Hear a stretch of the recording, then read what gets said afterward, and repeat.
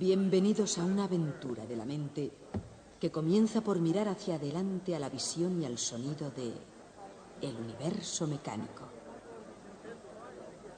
Hay algunas actividades del hombre que la mente asocia con un determinado lugar por considerarlo como el lugar ideal para tal actividad. Por ejemplo, yo no soy aficionado al juego, pero si fuera jugador no me metería en un oscuro cuarto trastero a jugar al póker. Mi ideal sería irme a Monte Carlo y allí en su magnífico casino jugar a la ruleta. De la misma forma, si pienso en el tenis, pienso en Wimbledon. Si en carreras de caballos, en Kentucky o Derby. Si en ópera, pienso en La Scala. Y si pienso en física, si quiero estudiar física, el lugar más indicado es Caltech.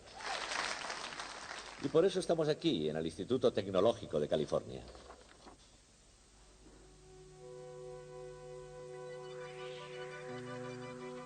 Hay una rama de la ciencia, llamada cosmología, que tiene que ver con el pasado, el presente y el futuro del universo, como un todo. ¿Cómo comenzó el universo? ¿Cómo evolucionó? ¿Cómo seguirá evolucionando? Y en la ciencia hay también otra rama, en el campo de la física para ser más exactos, que se llama mecánica. La mecánica se ocupa de algo que tal vez tenga poco que ver con la filosofía, pero no por eso es menos profunda. ¿Cómo empezó la mecánica? ¿Y hacia dónde va? ¿Cómo funciona?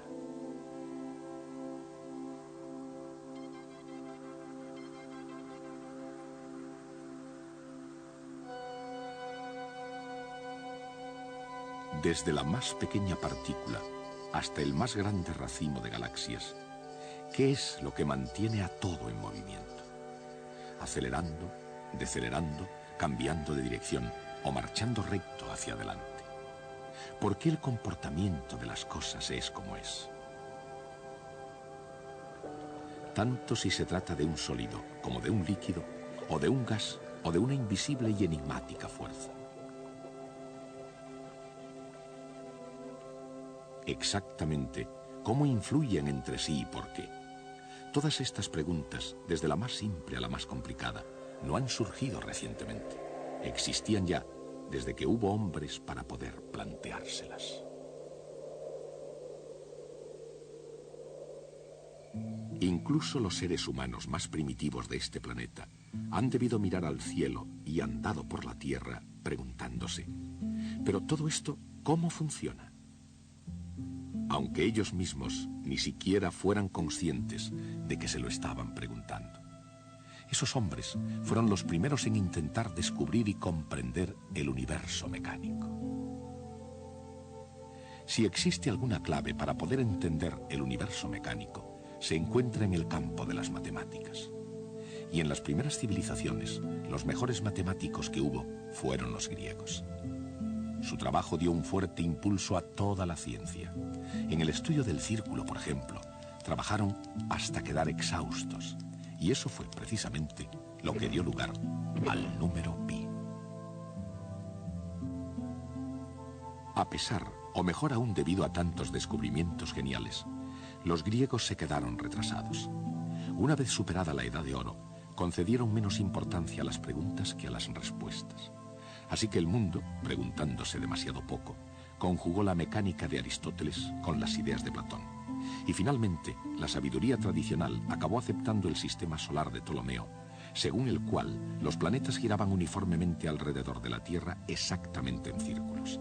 Eran respuestas en vez de preguntas que no se discutieron hasta el Renacimiento. La orientación intelectual de la civilización de Occidente acabó alineándose al inacabable argumento circular del ideal platónico. La pregunta no es exactamente por qué, a no ser que sea por qué estropear la perfección. La pregunta es, ¿cómo?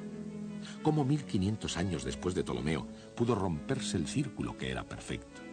¿Y en qué puede parecer una contradicción lógica?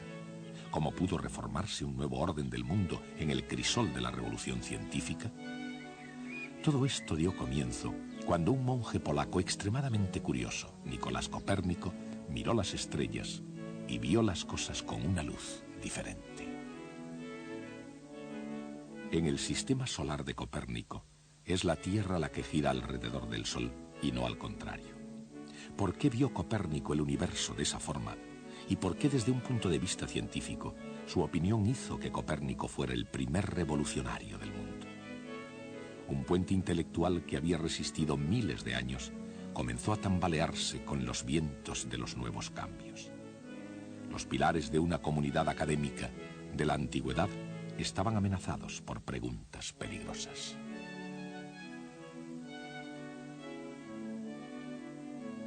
Y nadie mejor preparado para llenar aquel vacío intelectual que Galileo Galilei. Aunque el pensamiento aristotélico aún era regla para el mundo del Renacimiento italiano, Galileo Galilei fue la excepción a la regla. Pensaba como Copérnico y además tenía la fuerza de sus convicciones.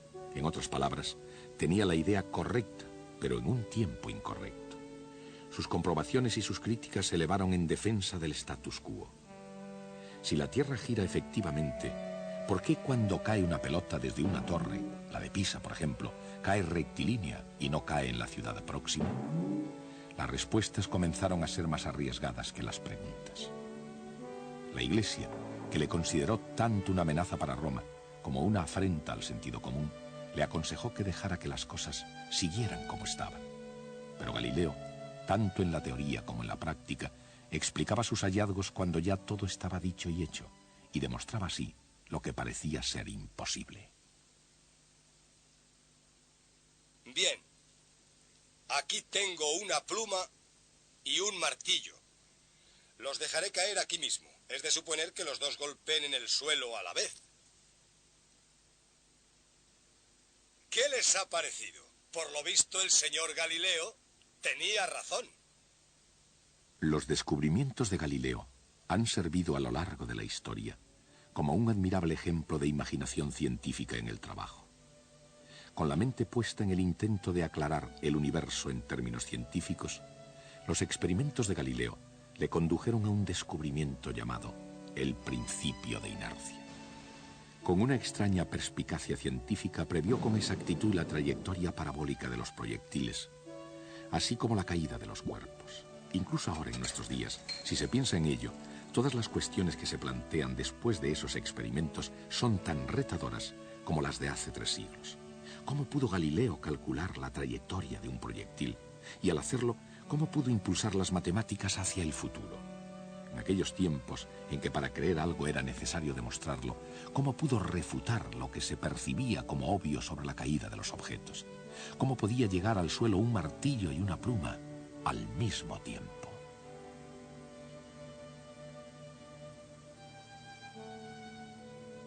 Cuando en 1633 Galileo cayó en desgracia, ¿por qué todo el asunto del universo se había convertido en una gran preocupación para todos? En la misma época, cada día era una preocupación para el asombrado matemático Johannes Kepler, un hombre en una constante huida de su propia vida.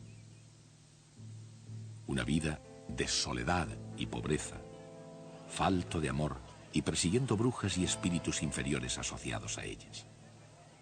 Su propia existencia era una especie de desafío. Seguramente ningún otro hombre habrá hecho tantos sacrificios para captar la verdad científica como Kepler. Pero, por otra parte, ningún descubrimiento humano pudo demostrar tanto su verdad como las leyes de Kepler. Las leyes de las elipses, la ley de las áreas iguales, y la tercera ley de Kepler, la ley del movimiento de los planetas, la ley de la armonía. Kepler se introdujo en la cámara secreta del cosmos con sus leyes del movimiento planetario como llave. Sin embargo, al haber explicado más bien el cómo que el por qué funciona el sistema solar, tuvo que quedar relegado a permanecer en el umbral del universo mecánico. Había llegado el momento en el que algún otro diese el paso final. Isaac Newton siguió este mismo camino que llevaba directamente a considerar la Luna a causa de las decisivas preguntas de su hijo. ¿Por qué cae una manzana? Si una manzana cae, ¿por qué no cae la Luna?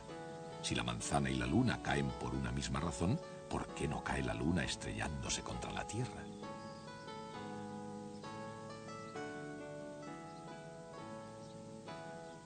Ante estas preguntas, auténticas cuestiones para toda una vida, Newton se sentó con mucha calma y pieza por pieza fue destruyendo más que reparando toda la maquinaria del universo aristotélico de la antigüedad. Y entonces, con sus respuestas, igualmente asombrosas, creó algo para sustituirlo: el universo mecánico. Un universo mecánico, predictiblemente bien ordenado, que obedecía con precisión a las leyes matemáticas, y con las leyes del movimiento y la capacidad para poder asumir casi todos los retos de la física. Con su ley del movimiento, nada diferente al encuentro de David con el gigante Goliat, Isaac Newton aprovechó todas las posibilidades de la mecánica, armado de una aguda superioridad de fuerzas y un conocimiento muy preciso de las trayectorias.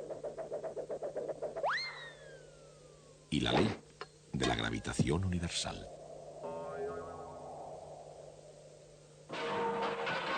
Newton llegó a ser un experto más que cualquier otro ser humano antes que él.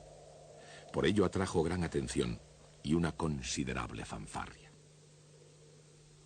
No obstante, para la ciencia las respuestas son solo una parte del pasado, mientras que el futuro pertenece a las cuestiones que vayan surgiendo. Lo cual quiere decir que incluso las leyes de Newton solo fueron un comienzo en la dirección correcta. Por ejemplo, en los tiempos actuales se puede dirigir un proyectil con precisión matemática.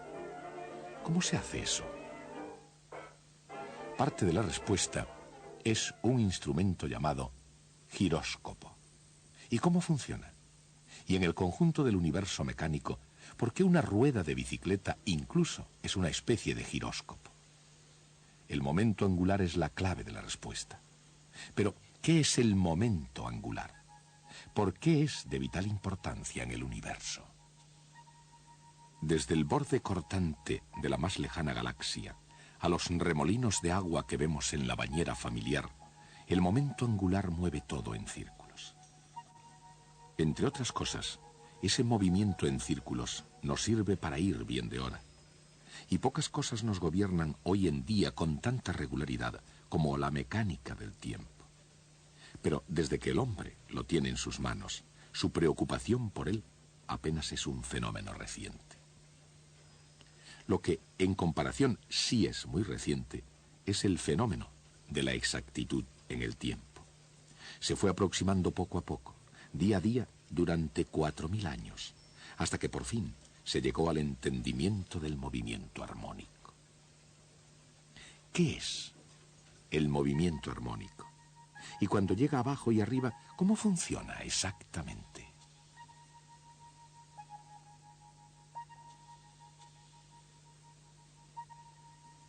Y yendo al círculo completo del universo mecánico, ¿cómo se relaciona con el movimiento circular? La respuesta no es tan misteriosa como a simple vista pueda parecer, y no hay razón para acercarse a ella dando un rodeo. Sin embargo, a veces ayuda. Todo lo que hay que hacer es un pequeño cálculo diferencial. Mientras los cálculos de Newton se extendieron por todo el universo mecánico, el alcance de su generosidad fue mucho más estrecho. El barón Wilhelm Gottfried von Leibniz llenó el paisaje europeo de una gran confianza, y había buenas razones para ello. Como diplomático alemán y matemático, Leibniz tuvo tanto éxito que Voltaire le caracterizó como el compendio del optimismo. Mundialmente todo un compañero con las mujeres, Leibniz nada tenía en común con Newton, excepto el descubrimiento del cálculo.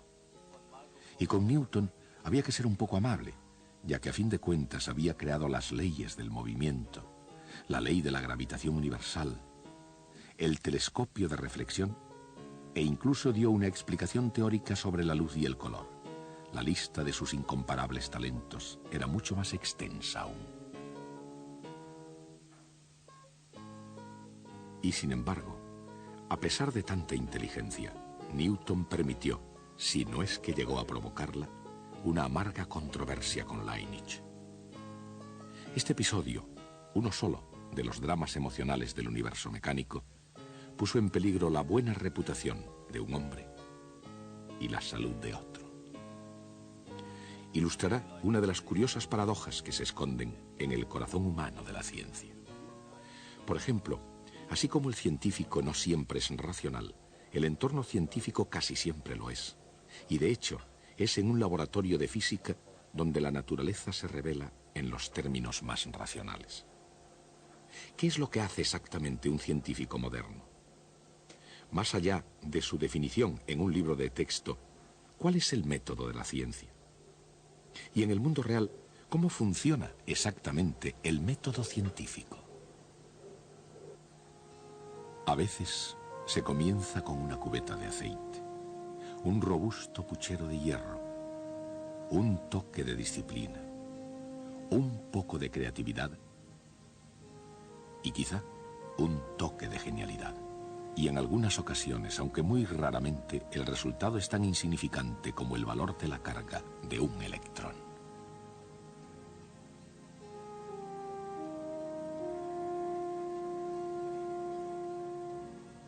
¿Quién fue este físico y de qué medio se pudo servir para llegar a ser uno de los hombres más famosos de la historia de la ciencia? En el pasado, presente y futuro, los físicos están siempre fascinados por los misterios de la naturaleza. Por ejemplo, por la naturaleza misteriosa de la luz. Luz. Solo poder captar esa idea ha sido algo tan difícil como entender la casi incomprensible inmensidad del universo. La velocidad de la luz ha sido aún más difícil de entender. ¿Por qué tiene un valor específico? ¿Por qué se le llama constante fundamental? Y exactamente, ¿qué es una constante fundamental en la naturaleza? Henry Cavendish conoció la respuesta al medir la constante universal de la gravitación de Newton. Para medirla, Cavendish no solo pesó el extenso imperio británico, él pesó todo el planeta. ¿Cómo pudo hacer eso?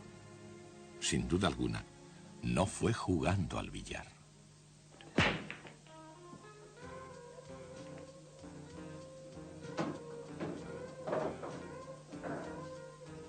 Estos hombres viven de unas leyes que, aunque no siempre estén dentro de la legalidad, están sin embargo de acuerdo con las leyes de la mecánica clásica. Por supuesto, no todos los hombres aquí aprecian ese hecho.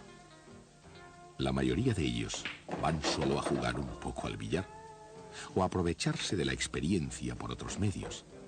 Pero las posibilidades aumentarían si se aplicaran correctamente ciertas leyes físicas. Y todos se alegrarían de los resultados.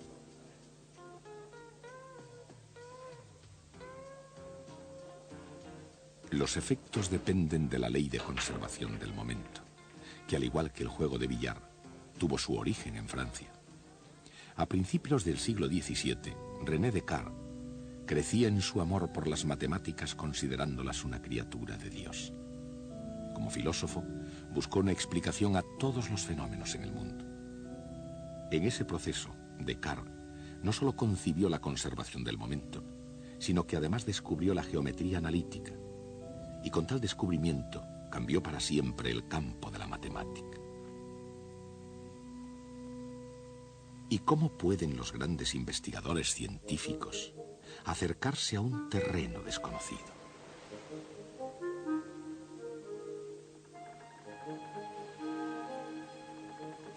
Y cuando algo ha sido ya descubierto, ¿cómo puede alguien entrometerse y reclamar el mérito? En el campo de la ciencia, desde la electricidad a la mecánica, muchas veces se ha dado el mérito no al primero que hizo un gran descubrimiento, sino al último. Probablemente algo así le ocurrió a James Prescott Joule, que no fue el primero en investigar en el campo de la conservación de la energía. Pudo muy bien haber sido el noveno científico que llegó a la ley de la conservación de la energía. Pero fue Joule, como Cristóbal Colón, quien obtuvo la fama. ¿Por qué? En el gran conjunto de cosas, ¿eso qué importa? El gran almacén del cosmos tiene hoy en día en sus estanterías tanta energía como el primer día en que las ventanillas del universo se abrieron para empezar a despachar sus asuntos. Por otra parte, si nunca se pierde la energía, ¿por qué se cansan los músculos? ¿Y por qué caen las masas? La energía mecánica, así como todo ejercicio en general, tiene mucho que ver con velocidad y posición.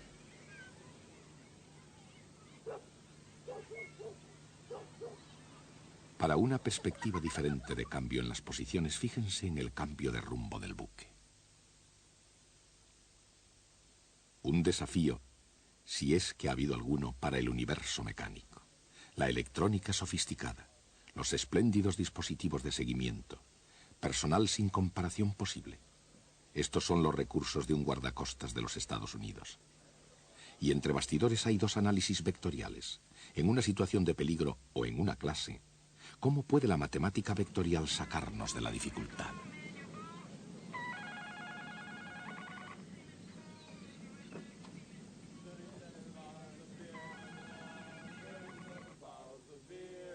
En el serio mundo de la ciencia, la matemática vectorial puede hacer milagros. Así es que la pregunta no sería si puede sacarnos de una dificultad, sino si tiene que hacerlo. Por otra parte, ¿es esto música? ¿O se trata de una grabación en cinta Memorex? Un anuncio comercial ilustra tanto una reproducción excelente como un fenómeno físico de resonancia.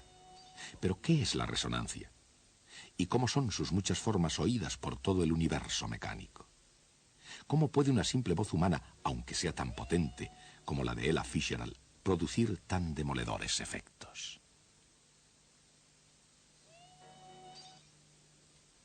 Y en la inmensa atmósfera del universo mecánico, ¿cuáles son otras formas de sonido y de violencia? Estos tres hombres emprendieron un viaje que superó al de cualquier explorador de la Tierra desde que se iniciaron los primeros pasos hacia lo desconocido. Pero su destino había sido previamente determinado por ingenieros, científicos, técnicos, visionarios, investigadores y pilotos de prueba. Y estaban dotados de magníficos planos y del mejor equipo. Pero como el cohete mismo, surgió una pregunta inminente. ¿Cómo es posible ir desde aquí hasta allí? Históricamente hablando, los cohetes espaciales no van a ninguna parte si detrás de ellos no hay un estudiado plan.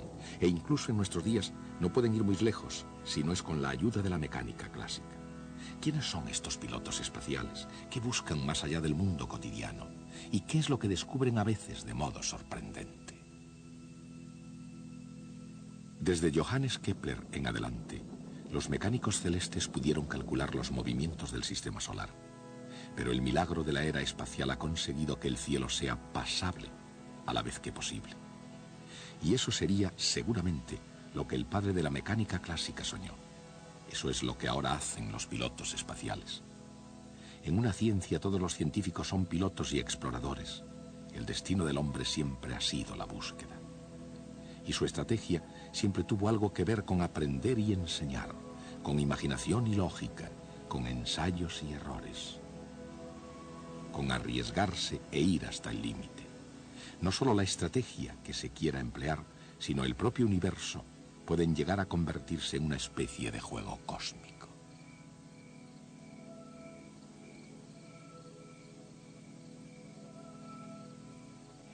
A lo largo de los años ha habido una larga lista de grandes jugadores. Algunos de ellos jugando según las reglas y otros por libre, pero todos ellos compartiendo una necesidad común. Ellos tenían que jugar en serio. Se ha jugado durante mucho tiempo y, en cierto sentido, este juego nunca acabará. En mi opinión, nuestra asignatura, la mecánica clásica, forma parte del más importante descubrimiento en la historia de la humanidad. Antes, la visión que nosotros teníamos del universo era la misma que habíamos heredado de los antiguos griegos, especialmente de Platón y Aristóteles. Las esferas de cristal de los cielos eran inmutables, serenas, eternas y perfectas. Y solo aquí abajo, en este mundo inferior, había confusión, decadencia, desorden y muerte. Era una visión destinada a ponernos en nuestro sitio. La Tierra era el centro del universo y nosotros fácilmente pudimos imaginarnos que éramos el objetivo de la creación. Pero llegaron Copérnico, y Kepler, y Galileo, y Newton, y entonces nos encontramos con que estábamos viviendo en una mota de polvo en un rincón perdido del universo. Ni por lo más remoto hubieran pensado Platón y Aristóteles, ni tan siquiera en sueños, en hacernos una cosa así. La vida hoy no es muy diferente a lo que era hace 2000 años. En lo esencial, la condición humana no ha cambiado considerablemente, pero sí cambió algo de modo definitivo. Hemos descubierto nuestro lugar en el universo. Por eso este descubrimiento es tan importante. Ahora nuestra tarea consiste en conocer qué se descubrió exactamente, cómo se llegó a ello y quién lo hizo. Comenzaremos por uno de los más importantes hallazgos de Galileo Galilei. Ese será nuestro próximo tema.